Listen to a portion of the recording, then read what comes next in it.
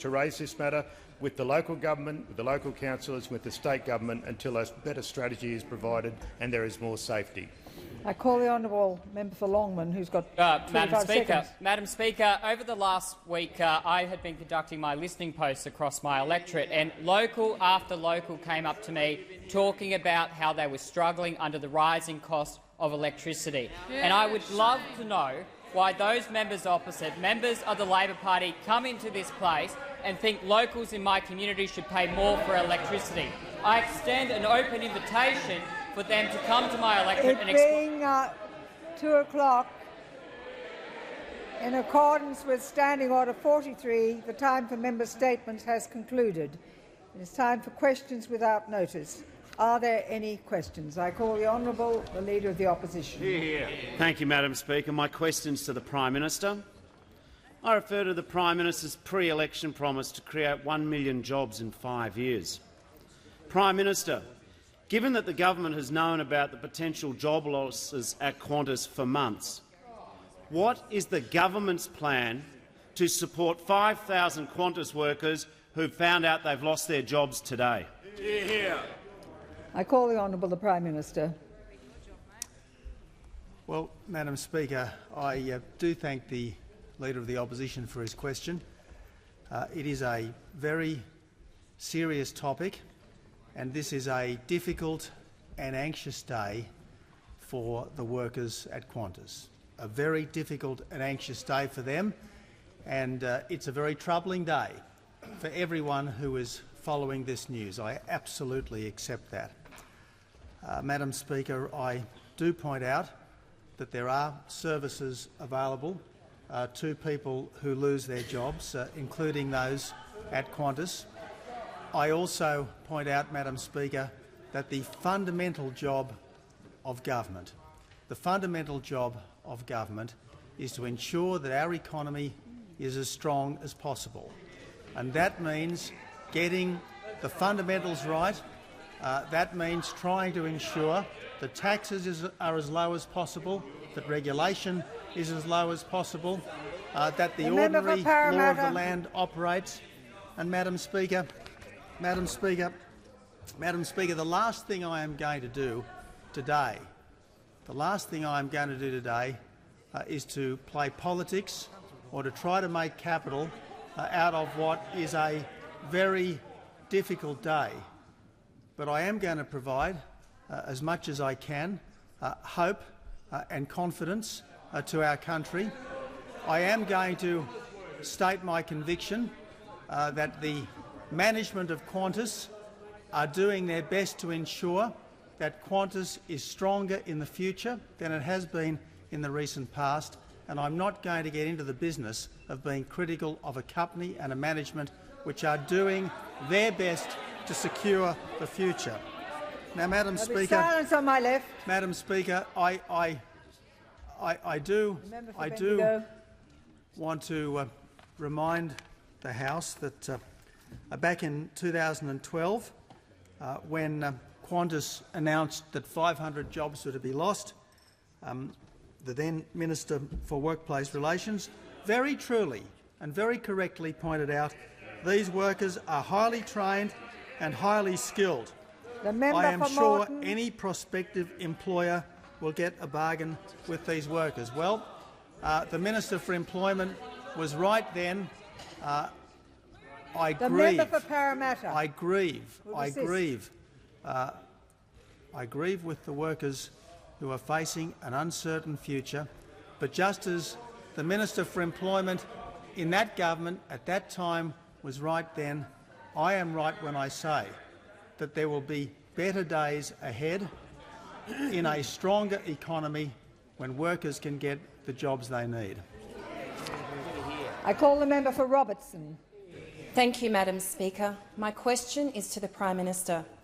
Will the Prime Minister update the House on the government's plan to grow a stronger economy and create jobs in the light of the announcement by Qantas today?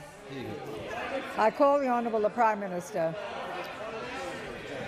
Well, Madam Speaker, the member for Gellibrand.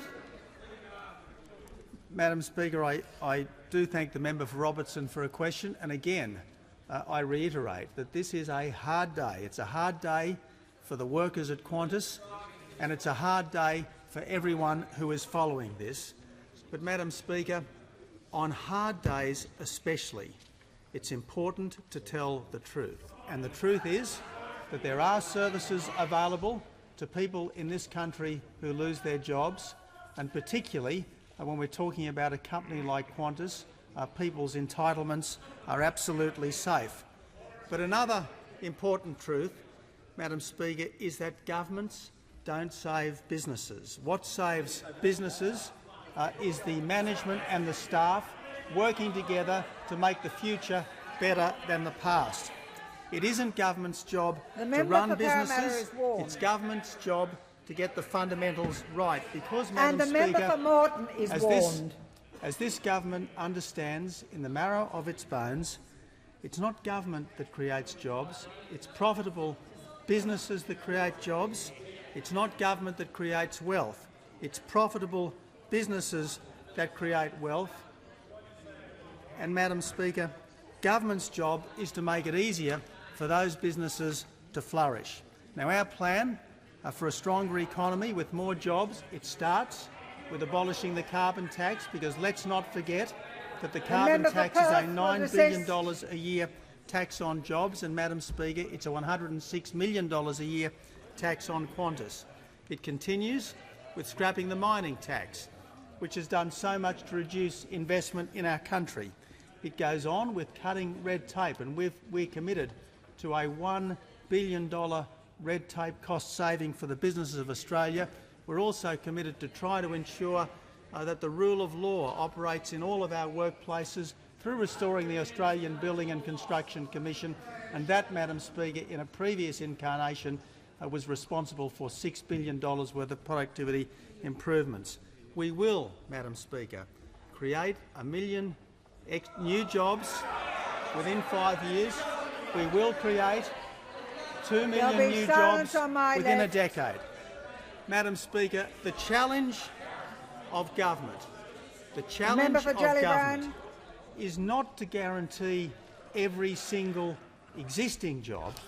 The challenge of government is to ensure that there are new and better jobs available to the workers of Australia when they want them and when they need them. I call the Honourable the Leader of the Opposition. Thanks, Madam Speaker. My question is to the Prime Minister. The Treasurer met with Qantas in early December last year. A massive profit write-down was announced by Qantas on the 6th of December last year.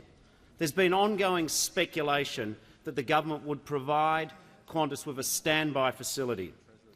Prime Minister, given the tragic loss of 5,000 jobs today, when will the speculation end? When will the government act? Will the government provide a standby facility to Australia's national airline? I call the Honourable the Prime Minister. Well, Madam Speaker, as the Leader of the Opposition well knows and has just said, this government has been in regular contact with Qantas. As you'd expect, we've been in regular contact with Qantas. And there are a number of things that Qantas would like, and this government is to do what we can for Qantas, consistent with responsible economic management. We are determined to do what we can for Qantas, consistent with responsible economic management. And that essentially means that we should ensure that Qantas can compete on a level playing field. We want to ensure that Qantas is not competing against its rivals with a ball and chain around its leg. That's what we are trying to ensure. As for the other measure, which the Leader of the Opposition has sought assurances on, the difficulty, Madam Speaker, is this. What we do for one business, in fairness, we have to make available to all businesses. But I accept, Madam Speaker, that Qantas does want a level playing field, and the government is determined to ensure that they get an appropriate level playing field. So, in that sense at least, Qantas does need this government's help. but it needs the parliament's help. In fact, it needs the opposition's help too. It needs the opposition's help too. And I say to the Leader of the Opposition, join with me in helping Qantas by scrapping the carbon tax, by repealing the sale. The Prime Minister will resume his seat. On a point of order, the manager of opposition business. It is not open to the Prime Minister to be speculating on opposition policy. That is not a point of order, and indeed it's an abuse of the standing orders. The member will resume his seat. The Prime Minister has the call. Or has he completed his answer? I call the honourable member for Ryan. My question is to the Deputy Prime Minister and Minister for Infrastructure and Regional Development. Minister, will you please update the House on issues that are impacting Qantas and the airline's profitability? I call the Honourable the Deputy Prime Minister and Minister for Infrastructure and Regional Development. Thank you very much, Madam Speaker, and I thank the member for Ryan for her question. This is certainly the member for Wakefield might remember he's a slow learner. He's warned. This is certainly a tough day for Qantas and its workers and families. And indeed, seems we have one or two in the same boat. An important day for the future of aviation in Australia. The member for Isaacs will desist. It's obviously a particularly difficult time for those families who are uncertain about their future.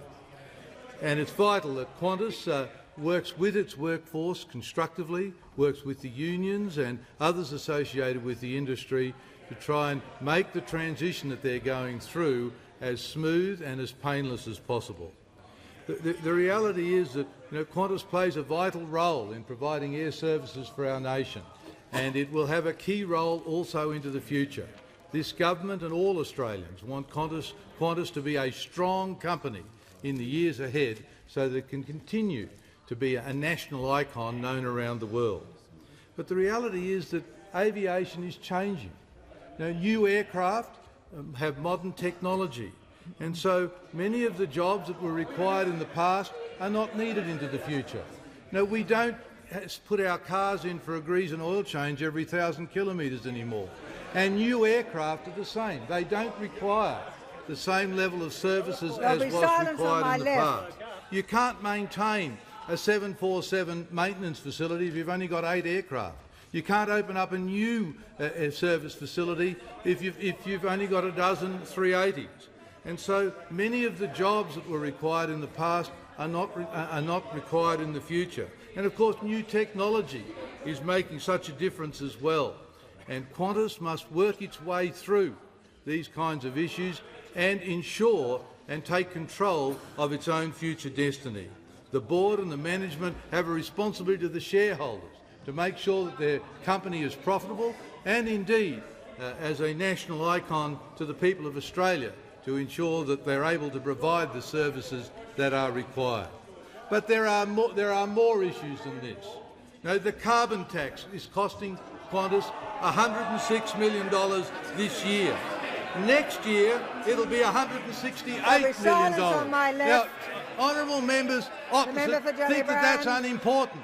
Well, those two numbers together are more than the loss that Qantas announced today. And if you look forward over the coming 3 years, and if there was no carbon tax, there would be a good quarter of the 3 million that Qantas want to save would indeed be saved. Those $3 billion could be saved if Labor was prepared to vote to get rid of the carbon tax. And the mining tax has similar figures. Labor can help to make Qantas more profitable. I call the honourable member for Grayndler. Thank you, Speaker. My question is to the Deputy Prime Minister and Minister for Transport. Does the Prime Minister stand by his comments of today that workers' entitlements, the Deputy Prime Minister, that workers' entitlements at Qantas are responsible for some of the job losses that have occurred today? I say to the Deputy Prime Minister, is there any occasion in which workers lose their jobs in which this government doesn't blame those very workers themselves? The latter part of the question is ruled out of order. The first part of the stands. I ask.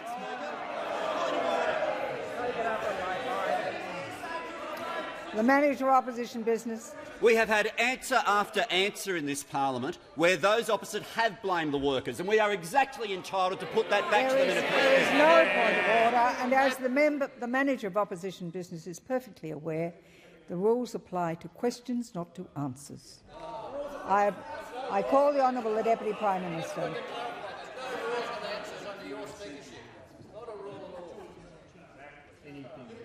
Is the member for McMahon reflecting on the chair, or does he wish to withdraw?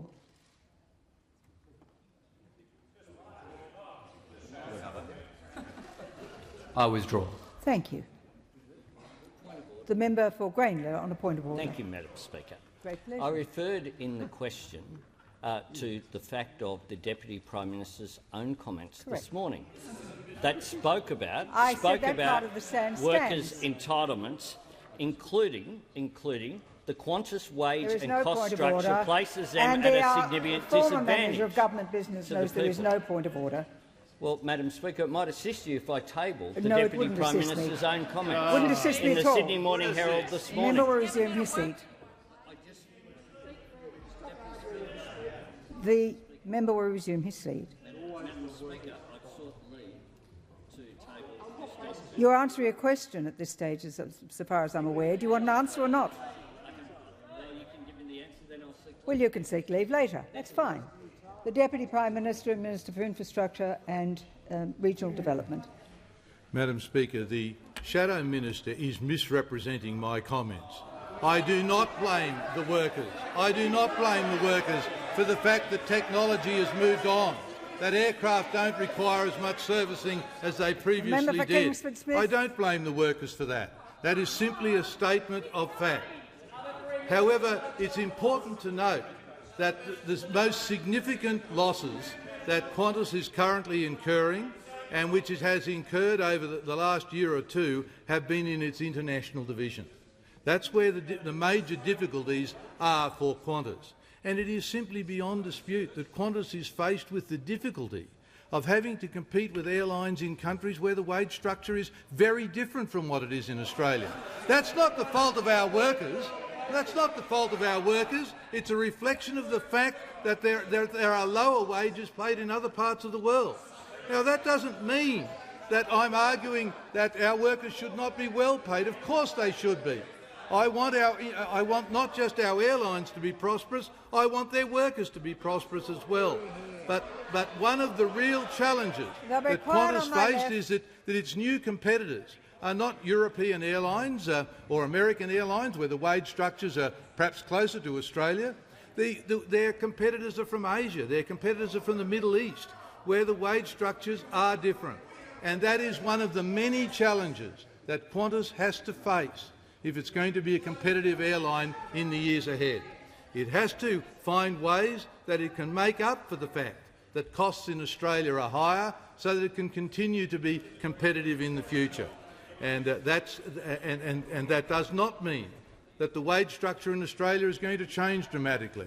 We appreciate that those wages reflect the cost of living and the lifestyle of Australians, which we all enjoy. But it is an issue which Qantas has to address in being a competitive airline globally. I call the member for Grainler. Thank you, Speaker. I seek leave to table the article from the SMH today, High Costs and Wages Key to Qantas's Problems, says Deputy PM Warren Truss. Leave is not granted.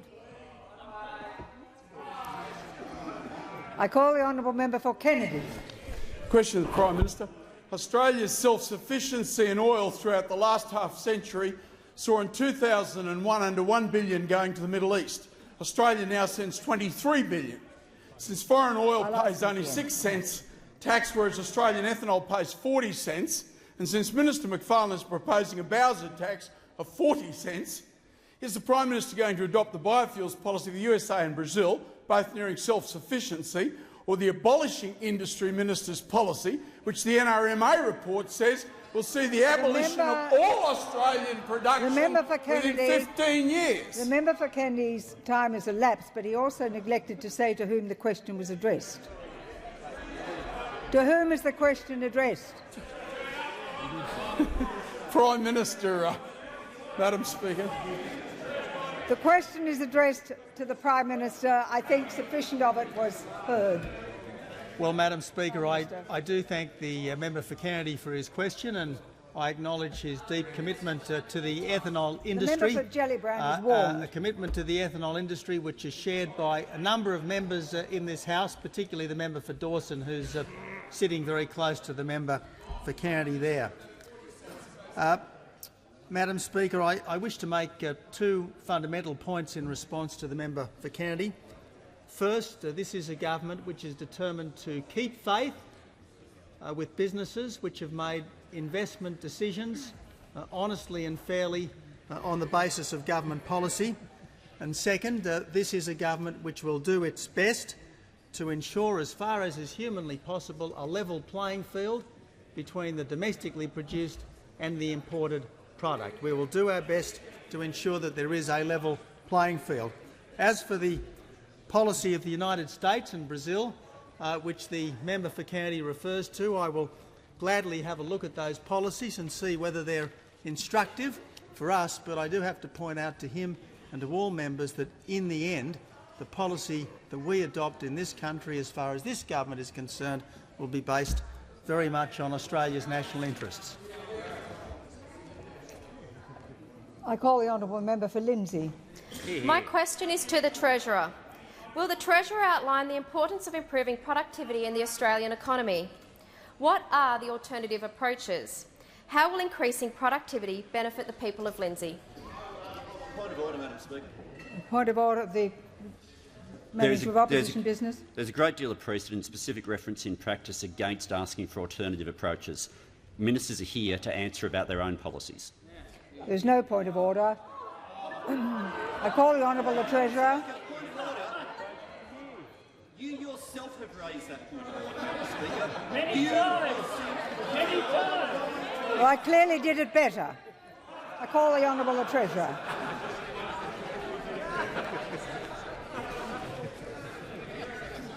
I thank the member for Lindsay for her question and recognise that she is obviously very focused on the issues that are directly relevant to the long-term interests of her community. That is, of course, unlike her predecessor, who was a part of a government that let go of Australia. They lost control of the Australian economy. And that was best illustrated by the fact they lost control of the Australian budget. And it's just been revealed by the IMF that for the 6 years under the last Labor regime going forward, so the legacy of Labor on the budget from 2012 to 2018 is that we would have the largest increase in spending of the 17 IMF advanced economies profile. So under Labor, they buried in the budget spending increases faster than any other major advanced economy in the world, more than Korea or Canada or Germany or France or Japan. That's Labor's legacy, the big promises, the big spending. And don't worry about the bills, someone else will have to pay for it. Well, the challenge is we've got to rein that in. It is impossible to have an economy that is saddled with the biggest spending promises of any advanced nation in the world. Labor promised everything, but they delivered little. And when it comes to productivity, when it comes to the capacity of the Australian economy to produce more, the Labor Party left us behind. In fact, if we want to sustain our national income growth just at our 30-year average, if we want to sustain our quality of life just at our 30-year average, we have to increase labour productivity growth to over 3% a year. Currently, it's stuck at around 2%. And that 3% would be historic highs. Historic highs. That's the legacy. What does it mean for Lindsay?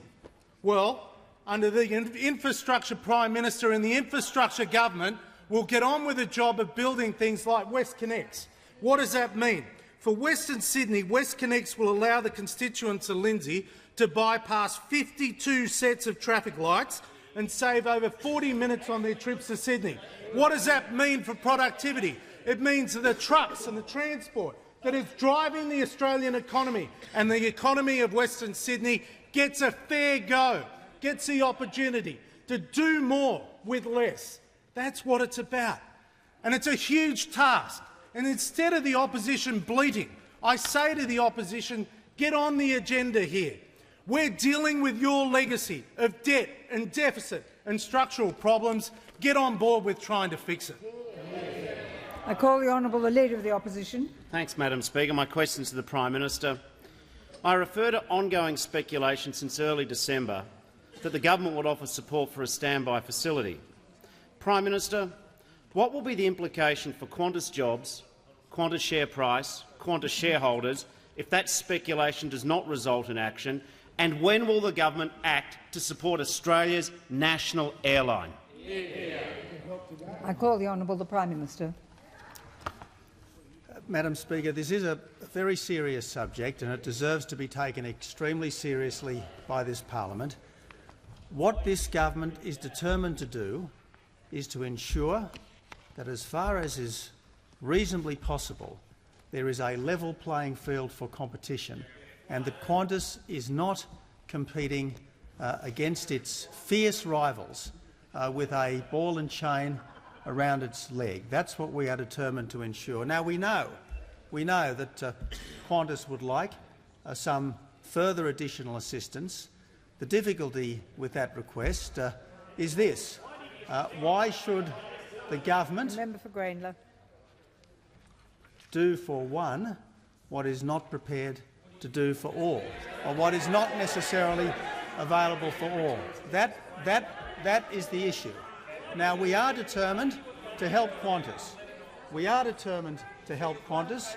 We'll help Qantas by establishing a level playing field, and we'll help Qantas by cutting its costs.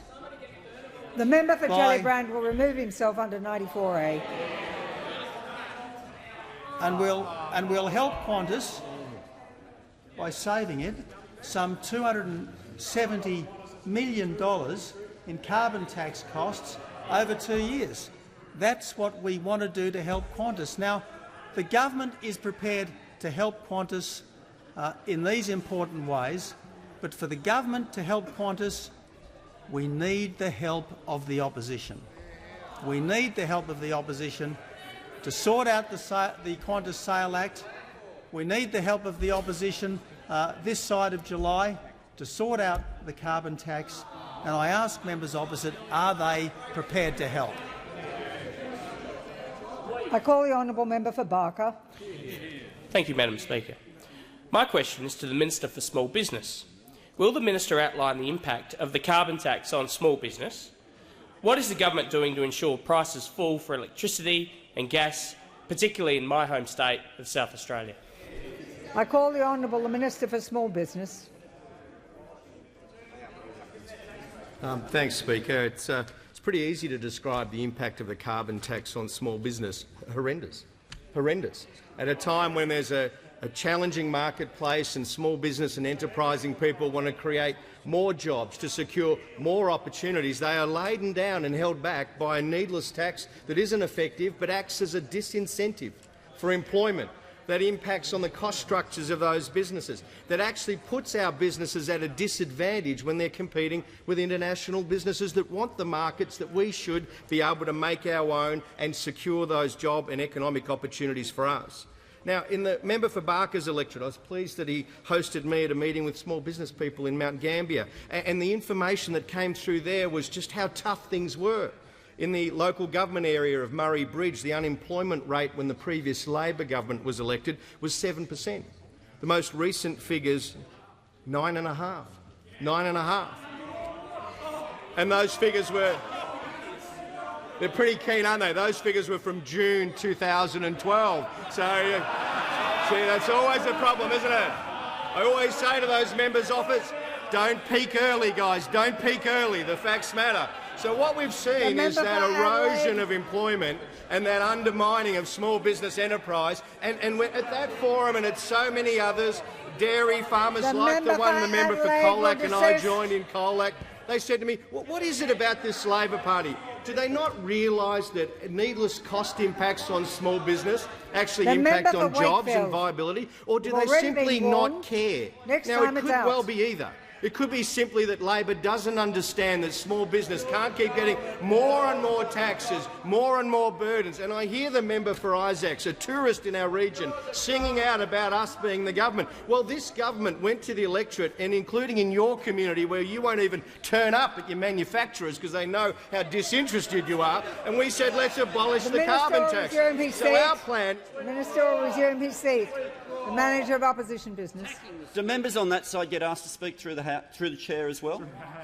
The Minister will address his remarks through the chair. Pressures on small business are real.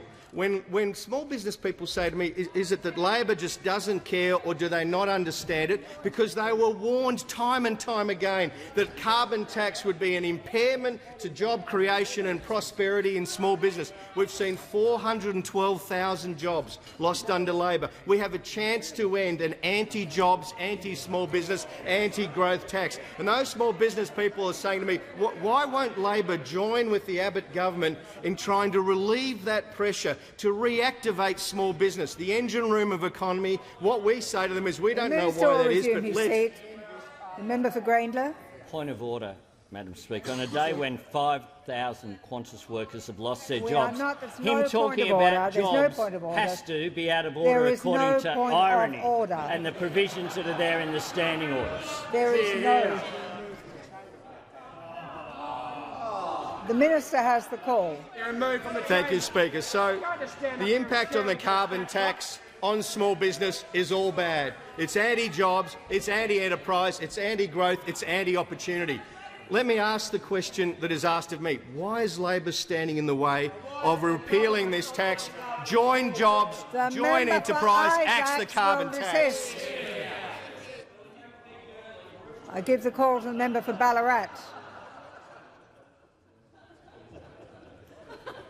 Thank you, Madam Speaker, and my question is to the Prime Minister. What was the role of the former Chief of Staff to Senator Nash at this event, where the Prime Minister announced a $16 million grant for Cadbury's? $16 million grant for The member will Cadbury's. resume her seat. The member will resume her seat. The member knows perfectly well that props are not permitted in the chamber. The Manager of Opposition Business. Order, Madam Speaker. Props were allowed when they were used by the Minister for Immigration. Props are allowed when they're used by ministers over there. And you cannot apply a rule to this side of the chamber, but you refuse to apply. I can simply say to the Manager of Opposition Business, if he draws my attention to anyone else using props, they will get the same attention. The Manager of Opposition, but what is the point of order? Point of order. And we have, and you don't. That's exactly what happens. The member is reflecting on the chair, and I would ask him to withdraw. I'm not sure what the reflection is, Madam Speaker. If you can tell me what the reflection is, I will withdraw the reflection if you tell me what it was. I described what has happened in this chamber. You will withdraw or else leave the chamber. I withdraw. Now, the member for Ballarat has asked a question, but she will not use props again. I give the call to the Prime Minister. Madam Speaker, on a day when 5,000 jobs have been lost at Qantas, I am a little surprised that the opposition is back on this subject. I am a little surprised that the opposition is back on this subject, and I'm surprised that the you have asked member the for question. I'll Grayndler, listen to the answer. Isn't equally surprised after the point of order he's just taken. Madam Speaker, there was an event. It was such a secret that half the press gallery were at it. It occurred in the election campaign last year, and at that event, I announced the coalition support for $16 million worth of tourism infrastructure in Tasmania. $16 million of tourism infrastructure in Tasmania, and maybe the member opposite can say whether she supports that $16 million. The Prime Minister will resume his seat. The member for Ballarat. What was the role of the former Assistant Minister for Health's Chief of Staff at that event? That was the question. Thanks. Well, what was his role there? If that was simply the question, it would have been very touch and go whether it was in order, but it will stand. The Prime Minister, have you completed your answer?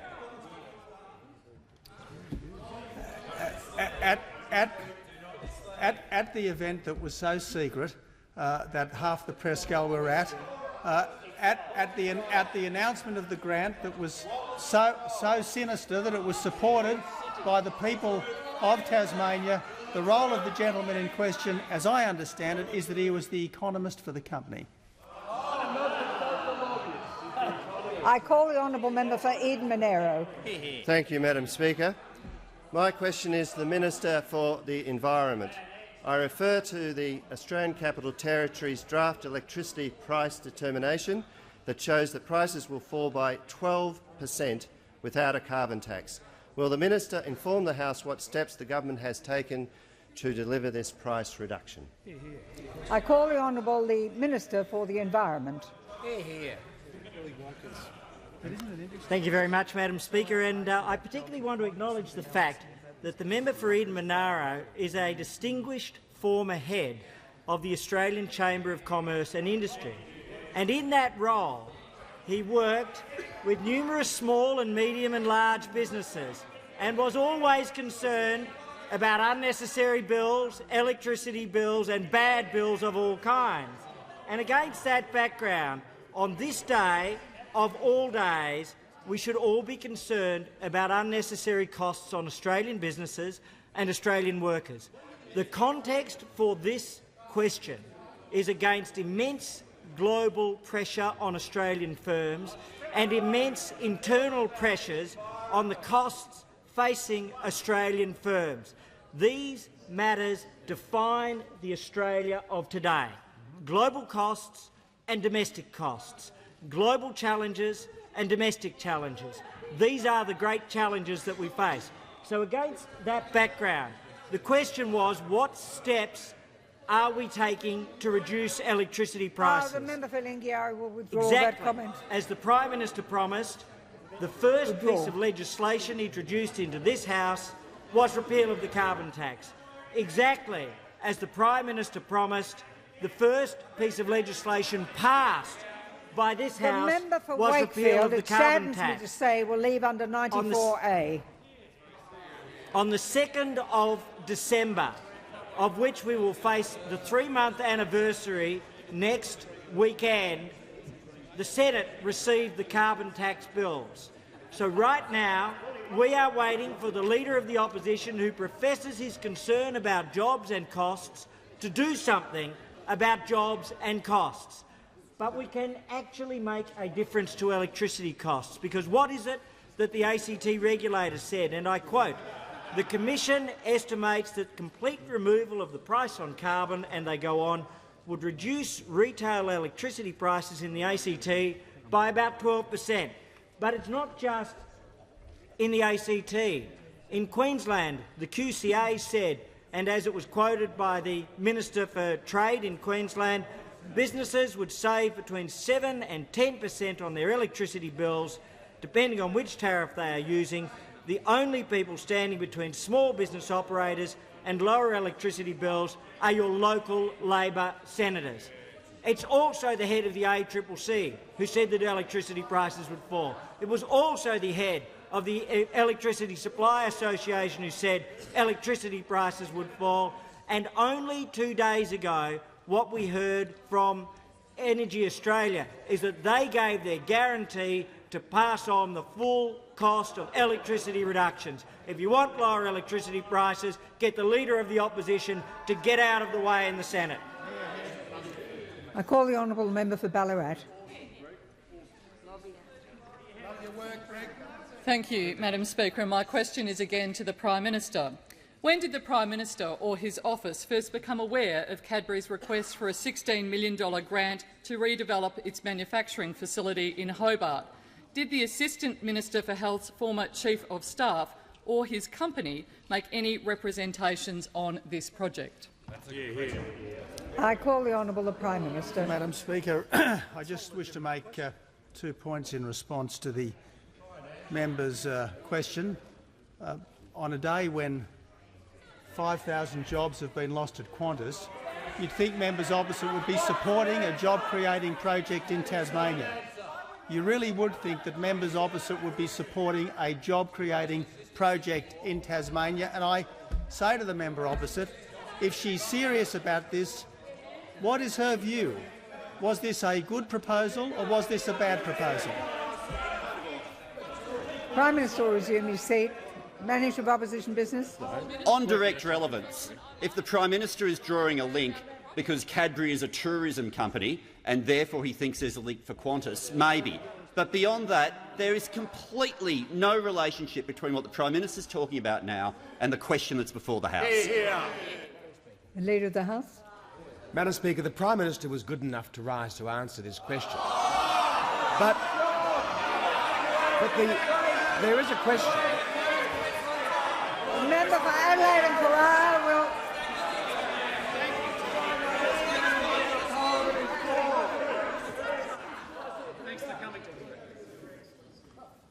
We will have some silence. Leader of the House. Madam Speaker, but the fact remains that there is a serious question. There is a serious question mark over whether this inquiry from the opposition was at all in order, given that the circumstances they inquire about did not occur while the Prime Minister was the Prime Minister or had any executive responsibility in the way that they are trying to convey. The Leader of the House will resume his seat. The Manager of Opposition Business. Madam Speaker, to take a point of order about the content of a question, as you have frequently ruled, needs to be taken at the time. And we would never be allowed to be raising the point that he's raising right now.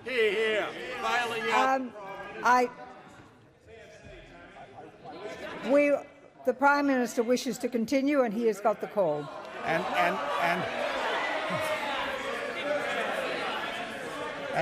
the member for Adelaide is warned. And the second point I make to the member for Ballarat is that this was a decision taken by the coalition in opposition. It was submitted to the people at the election, and the people supported it. I call the Honourable Member Solomon. Thank you, Madam Speaker. My question is to the Minister for Industry. I refer to comments by the Northern Territory Treasurer that the Northern Territory Power and Water Corporation has a carbon tax bill of over $20 million. How will scrapping the carbon tax deliver lower power bills? I call the Honourable Minister for Industry.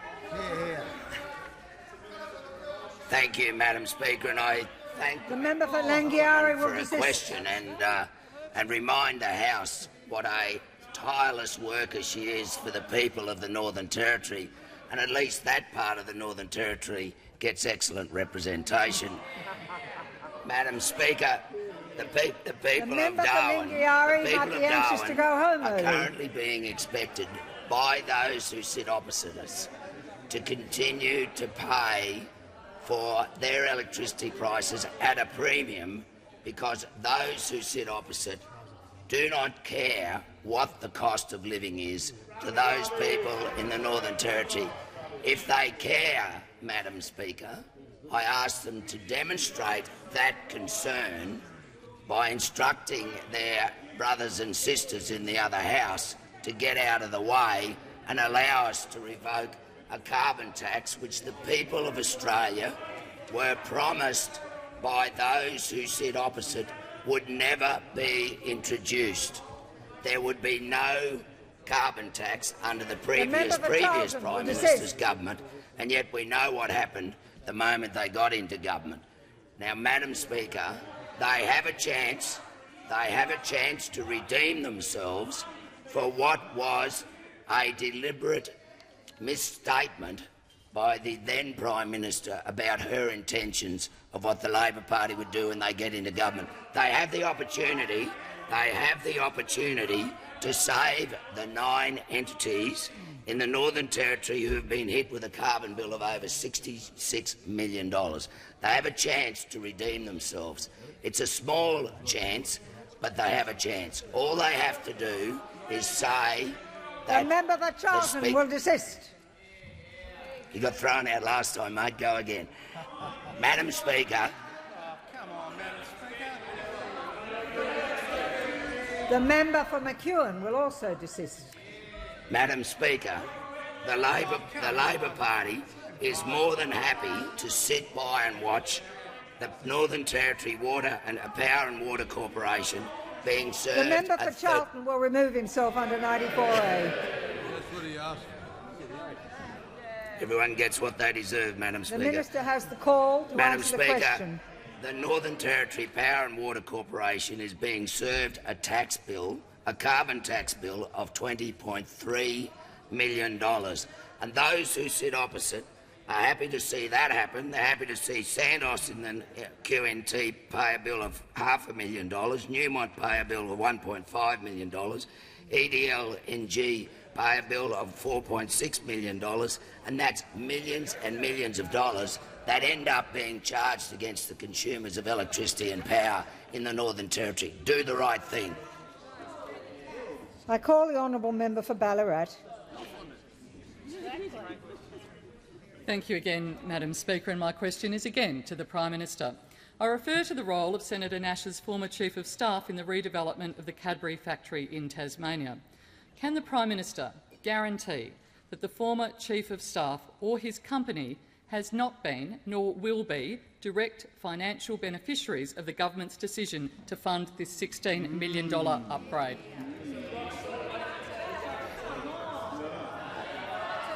I'll hear from the Leader of the House.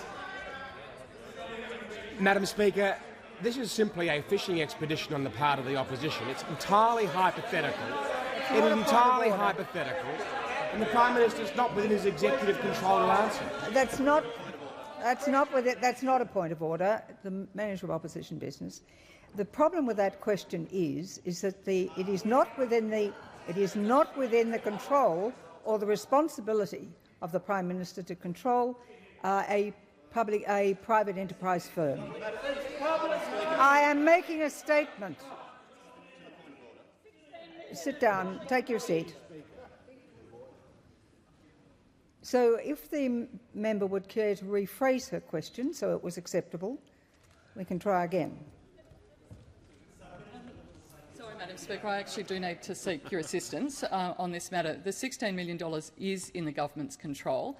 Contractual arrangements around that $16 million is in the government's control, and that was what I was referring to. So I really would require the problem with your question is that you are asking the Prime Minister to guarantee something which is not in his control to do. Okay. I'll ask it again, but I do beg your assistance in it. I apologise for that. My question is again to the Prime Minister, and I refer to the role of Senator Nash's former Chief of Staff in the redevelopment of the Cadbury factory in Tasmania. Can the Prime Minister guarantee that the former Chief of Staff nor his company will not be a direct financial beneficiary of the government's contracted $16 million for this upgrade? The member has not rephrased her question, but if the Prime Minister wishes to answer, he may. But it. Madam Speaker. The Manager of Opposition Business will resume his seat. There is no standing order that gives you the right to ask for guidance during question time. There is a problem with the question, which is putting a limit on our capacity as to whether we can ask who is going to benefit from government funds. If we're not allowed to ask who's going to benefit from government funds, that is an... The member will resume his seat. He knows as well as anybody else that is not the point on which I was asking the member to rephrase her question. Now I call the Honourable the Prime Minister. Thank you, Madam Speaker. And look, Madam Speaker, I'm happy to do my best with all this, but I think I should point out to the House that this really does go to the judgment of the opposition. On a day when 5,000 jobs have been lost at Qantas, this is the best the opposition can do. Those on my left will desist. To flog this particular dead horse, and dead horse it is. Now, Madam Speaker, the Prime Minister will resume his seat. What is the point of order? Madam Speaker, on relevance, this is a very serious issue about public funds and integrity. The member will resume her seat. I've been very tolerant of her this afternoon. The member for the Prime Minister, have you concluded your answer or do you wish to continue? Madam Speaker, this $16 million grant towards tourism infrastructure in Tasmania was designed to boost employment and help the Tasmanian economy. Designed to boost employment and help the Tasmanian economy. This suggestion that there was There will be silence on my left. That there was something improper about this grant, I deeply reject. I deeply reject it. There was absolutely nothing improper about this. It was so secret that it was taken to the election. It was so secret. Has been warned. If she wishes to leave, she'll continue. That it was announced before half of the press gallery. It will benefit jobs and workers in Tasmania, and I call on the opposition to support it. I call the honourable member for Swan. Oh no, Cowan. I beg your pardon. Cowan. My question is to the Foreign Minister representing the Minister for Defence. I remind the Minister that each year thousands of men and women in the Australian Defence Force serve their nation in theatres of war and conflict, putting their lives at risk. Will the Minister advise the House of the importance of respecting the professionalism and integrity of our men and women in uniform? I call the Foreign Minister for Foreign Affairs. Thank you, Madam Speaker, and I thank the member for Cowan for his question, and I recognise the deep respect that he has for our defence forces and the work that they do around the world.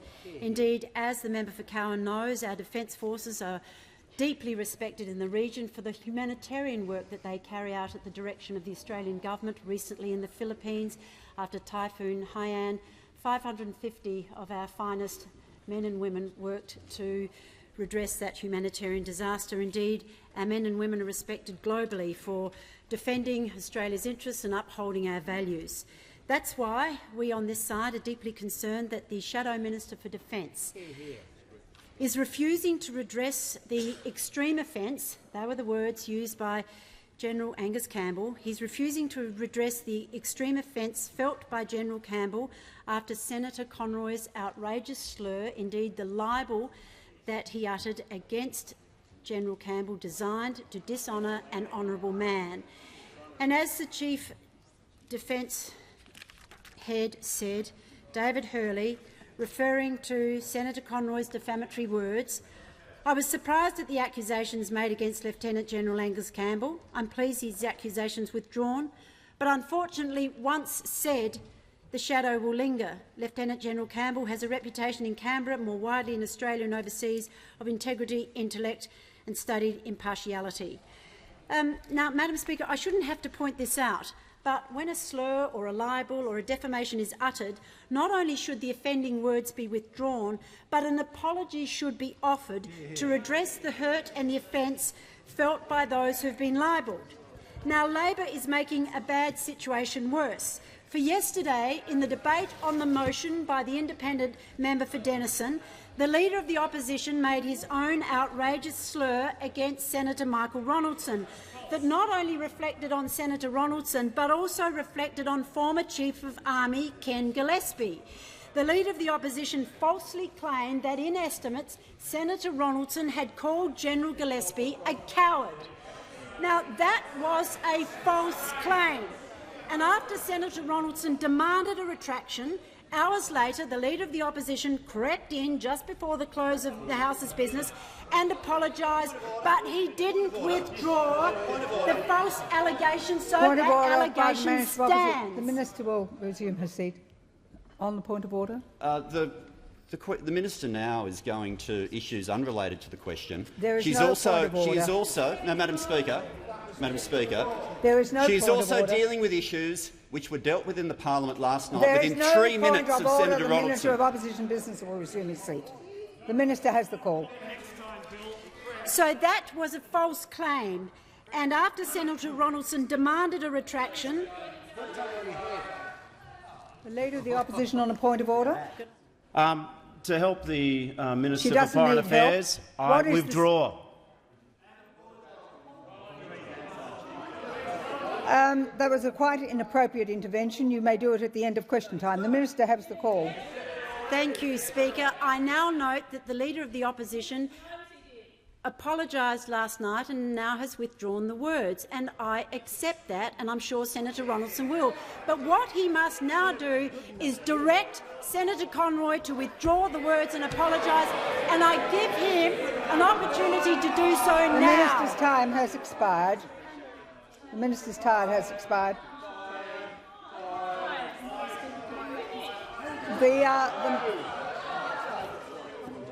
The Minister will resume her seat. The member for Grayndler. Thank you, Speaker. My question is to the Prime Minister. If the Cadbury grant was a part of normal industry assistance, why didn't Cadbury apply to the government as part of the process that we established for the 2013 Tasmanian Jobs Plan?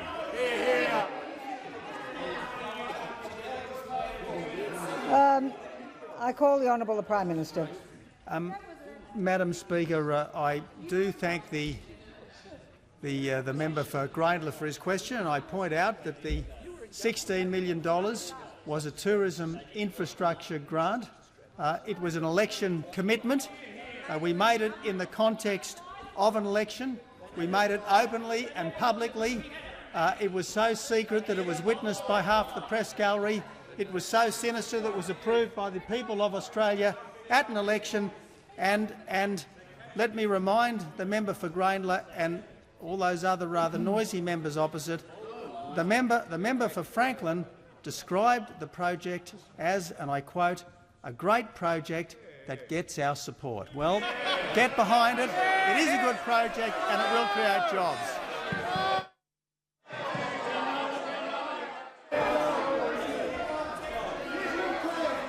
I call the honourable member for Bonner. Speaker, my question is to the Minister for Education, representing the Minister for Employment. The member for Ballarat, member will resume his seat. Thank you. The Treasurer made a most unparliamentary remark at me. I would ask him to withdraw it. Was the Treasurer withdrawn? I did. I called them hypocrites and I withdraw. Quite right, it is unparliamentary. I call the Manager of Opposition Business. What a joke. If anyone from our side did exactly that, you would have ejected them. Yeah, you would. You would have done that for any one of us, and you would have been right to do so, Madam Speaker. The Manager of Opposition Business is tempting me. The Treasurer has used the word hypocrite. It is unparliamentary and he is withdrawn. The member for Bonner has the call. Thank you, Madam Speaker. My question is to the Minister for Education, representing the Minister for Employment. There will be silence and the member for Bonner will begin again. Thank you, Madam Speaker. My question is to the Minister for Education, representing the Minister for Employment. I refer the Minister to the Royal Commission into Union Governance and Corruption. Why is it necessary to ensure the highest levels of probity into the union movement in Australia, particularly given their historic links to registered organisations? I call the Honourable the Minister for Education, representing the Minister for Employment. Thank you, Madam Speaker, and I do thank the member for Bonner for his question. And it's true that Australian workers do deserve the highest levels of probity in the management of the union movement. And the Royal Commission does create the opportunity to root out corruption in the union movement. Let's put this in perspective, Madam Speaker. Even after the scandals involving the HSU were public, Cathy Jackson described this scene at the 2011 HSU Council meeting in Sydney. There would have been 900 delegates, I kid you not. This is after I went to the police. Michael Williamson got a standing ovation. They played the Rocky theme when he walked in. There were people heckling me and screaming at me and Marco Bolano that I was a traitor to the movement. People were calling out Judas from the crowd. This went on for hours. Madam Speaker, it's that level of delusion in the union movement that the Royal Commission will help root out. so that Australian workers get representation from their union leaders that is genuine and real, and not the kind of scandalous grubbiness that we saw in the HSU. But what is standing in the way of being able to achieve this, Madam Speaker? Well, what is standing in the way is the Leader of the Opposition. The Leader of the Opposition is opposing the Royal Commission. He's opposing the Australian Building and Construction Commission being reoriented. He's opposing the Registered Organisations Commission. But yesterday he refused to do what he himself did. Yesterday he apologised and withdrew for saying something that was untrue in this place about Senator Ronaldson. But he won't require the same of Senator Conroy. But what is good for him should be good for Senator Conroy. What is good for the goose should be good for the gander. But why can't he do it, Madam Speaker? Because he's the faction's choice, not the people's choice. The people's choice is sitting behind him. The Manager of Opposition Business. Madam Speaker, if the direct relevant standing order means anything, it means the Leader of the House is out of order. The Leader of the House and Minister will resume his answer, directing it to the question. Correct, Madam Speaker, and I am being very relevant because what is standing in the way of being able to deliver probity in the union movement is the connection, the umbilical cord between Labor and the trade union movement. And the Leader of the Opposition won't discipline Senator Conroy because he can't. He's the faction's choice. There's the people's choice.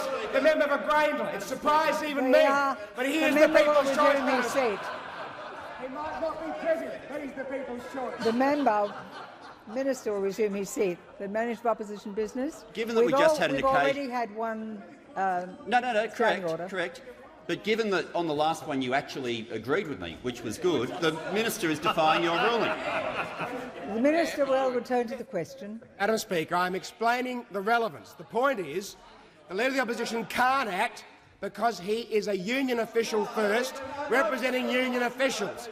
And that's why he won't act against the factional boss, Senator Conroy, because he's the faction's choice and the people's choice. He's not pretty, but he's the people's choice. The Minister will resume his seat.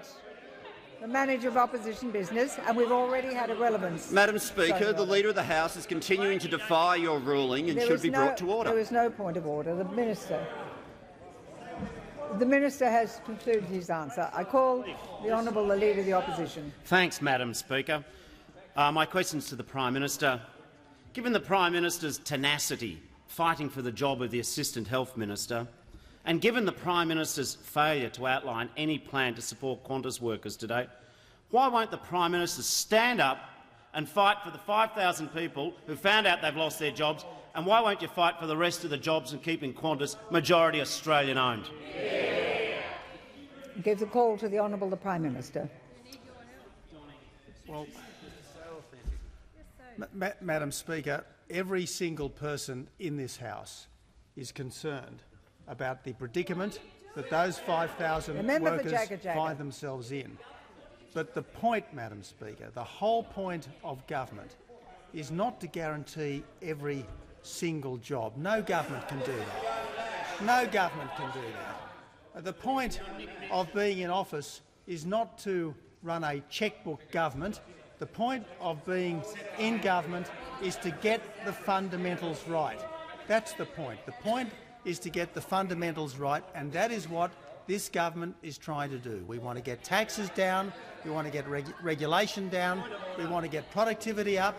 The Prime Minister will resume his seat. The Leader of the Opposition. The Prime Minister guarantee. I just want him to do something and fight for jobs. There is no point of order, and that's abuse of standing orders. The Prime Minister has the call. And Madam Speaker, I am fighting to ensure that Qantas gets a fair go. I am fighting to ensure that Qantas is not shackled by a $106 million carbon tax bill one year and a $168 million carbon tax bill for next year. I am fighting to ensure that, as far as is humanly possible, Qantas is operating on a level playing field. And the last thing I want to do on a difficult and anxious day for Qantas is to make political capital out of the difficulty that this business finds itself in. That's the last thing I want to do. And I accept I absolutely accept that. I absolutely accept Leader of the Opposition has that asked his question. He's getting an would answer. like the government's help. The help I am offering is to level the playing field. The help I am offering is to save Qantas from costs which it should not face. That's the help I'm offering, and I invite the Leader of the Opposition to join with me and to give this great Australian icon the legislative help that it needs. That's what we should all be doing in this parliament today. That's what we should all be doing in this day, giving this great Australian icon the legislative help that it needs. Now, Madam Speaker, a difficult and anxious day for Qantas. There's no doubt about that. A difficult and anxious day for Qantas, but our duty in this parliament is to ensure that Qantas is stronger tomorrow than it was yesterday, and that is what I am determined to do. I give the call to the honourable member for Swan. Thank you, Madam Speaker. My question is to the Minister for Immigration and Border Protection. Will the Minister update the House on how many weeks have passed since the last successful people smuggling venture made it to Australia? Will the Minister advise the key factors responsible for this outcome? I give the call to the Honourable Minister for Immigration and Border Protection. Thank you, Madam Speaker, and I thank the member for Swan for his question and his keen interest in this issue. I said once before in this place, Madam Speaker, that I would not be running a shipping news service for people smugglers. But, Madam Speaker, there's no shipping news to give. There's no shipping news to give because for the past 10 weeks, for the last 70 days, there has not been a single successful people smuggling venture to Australia. And I note, Madam Speaker, that 70 days was the amount of time the Manager of Opposition Business served as Minister for Immigration up until the election. 70 days. Now, in the last 70 days, we have not had a successful people smuggling venture come to Australia. And I'm asked, Madam Speaker, what are the key factors for this outcome, that has produced this outcome? And I'd suggest the following, Madam Speaker. The first of those are the people in the Australian Customs and Border Protection Service, in our Navy, in our Department of Foreign Affairs and Trade, in the Department of Immigration and Border Protection, the people who go out there every day and implement good policy. That's what they do. And they are doing a sterling job, Madam Speaker, despite what Senator Conroy might say or others might choose to reflect on in other places, Madam Speaker. They are doing an outstanding job. And, Madam Speaker, the other thing that has been a key factor in this success has been the policies themselves. See, one thing, Madam Speaker, that those opposite don't seem to understand is we have the same people that they had to do the job. We're faced with the same challenges that they were faced with to do the job. The problem was as great. The circumstances were different. But there's one thing that is very different, Madam Speaker, and that is the policies are different. The policies that those people are putting in place are different. And the most significant one that has had the impact on the success over the last 70 days has been our operations at sea, Madam Speaker. Operations which those opposite, and I'll be specific for the member of Isaacs, denying illegal entry of vessels into our waters and removing them from those waters, and that's our policy, and that's exactly what we're doing. And you said, Madam Speaker, through you, all of them said it could not be done. It could never be done. And they came up with excuse after excuse after excuse why it couldn't be done, and the boats just turned up, didn't they, day after day after day, because, Madam Speaker, the third ingredient was the resolve of a government who believed in policies that would work and wanted to address the problem. So it was the people, Madam Speaker, it was the policies it has been under this government, and it has been the resolve of a government who believes in the policies we're implementing and can give those good people, whether it's in our Navy, Customs and Border Protection, the policies and the support to get the job done, and 70 days and counting, they're getting that job done. I call the honourable member for McMahon. Thank you, Madam Speaker. My question is to the Prime Minister. Given the revelation that the Commission of Audit has called on the government to dump its excessive gold-plated paid parental leave scheme, will the Prime Minister now abandon his signature policy? I call the honourable the Prime Minister. Well, Madam Speaker, no, I won't. No, I won't. And let me say of the Commission of Order. Those on my left will desist. The Prime Minister has the call. You've asked the question. Now listen to the answer. Well, I'm happy to elaborate. I'm very happy to elaborate, and to say why we won't. Now, Madam Speaker, it might surprise members opposite, but this is a policy that I deeply believe in. This is a policy that I announced on International Women's Day in 2010. This is a policy that the Coalition took to the 2010 election. This is a policy which the Coalition expounded and defended throughout the last term of Parliament. This is a policy. This is a policy which we took to the election, and I have to say, this is a policy which the Australian public well and truly understood when they voted in last year's election. This is a policy, Madam Speaker, whose time has come. Madam Speaker, it is a policy that will deliver a historic reform for the women of Australia. And, Madam Speaker, I think one day members opposite will be a little embarrassed at the stance that they have taken on this policy, because I believe that the women of Australia should have a real choice to combine family with career.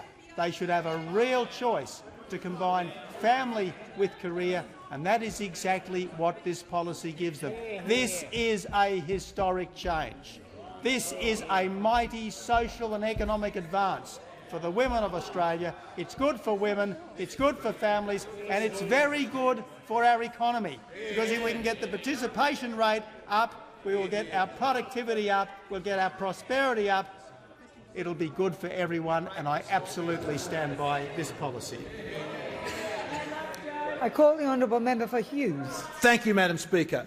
My question is for the Minister of Justice. Will the minister inform the House how federal law enforcement agencies are making the streets of my electorate safer from the dangers of illicit drugs? I call the Minister for Justice.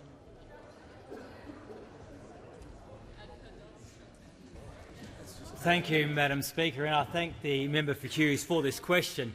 And I acknowledge that he has personally shown me the effects of illicit drugs within his own electorate. Strong and prosperous communities are central to our government's plan to build a better Australia. Perhaps I could have phrased that better, but I think the House knows what I mean. Madam Deputy Speaker, this is a very serious issue. Strong and prosperous communities are central to our government's plan to build a better Australia. And too many of the lives of our communities around the country are blighted by organised crime. It remains a serious threat to the social and economic fabric of Australia. The Australian Crime Commission recently noted that organised crime costs our community up to $15 billion a year, and the illicit drug market remains the principal source of income for organised criminals.